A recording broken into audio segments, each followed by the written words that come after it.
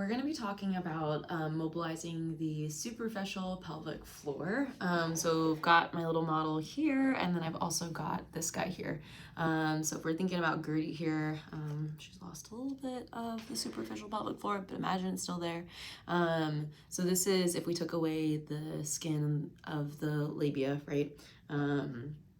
This is what you would see, the muscles of the pelvic floor. So you can imagine if you are working on your superficial pelvic floor, it's about like 1 finger depth of that line on your finger or the dip joint, right? And so what you would basically be doing is like mobilizing that tissue. If we've talked about it, I've talked a lot about kind of compressing the tissue together very gently and just kind of focusing on breathing first, thinking about breathing down into the basement and keeping everything nice and soft.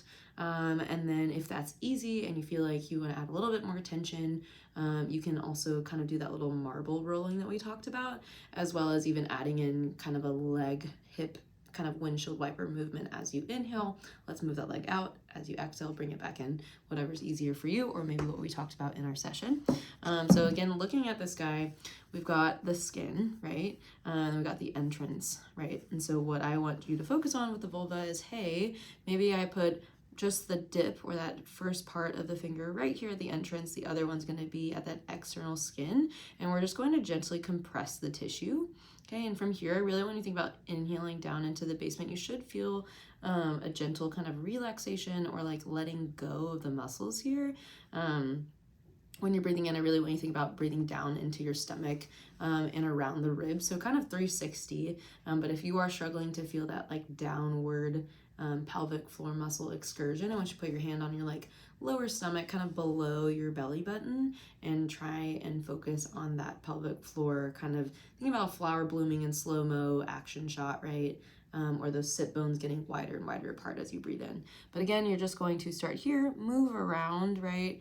I think another thing to think about is, hey, what if we start, and this is 6 o'clock and this is 12 o'clock up towards your nose? What if you go diagonally? So if we are like going down towards our sit bones this way. So again, I'm putting pressure right in the middle, and I'm going to go to the side. So for me, this way is 12. We've got 1, 2, 3, going all the way to about like 5:30, right? And I'm just giving that downward diagonal pressure towards 5:30, and then just giving a little bit of compression. So again, on this side, on this model, again, it would kind of be like here, and you're going down towards the sit bone. Again, you might not approximate all the way there, but you want to feel like you're going down towards that 5:30. So again, inhale as you're like holding this guy, really thinking about like letting pelvic floor go down to the basement.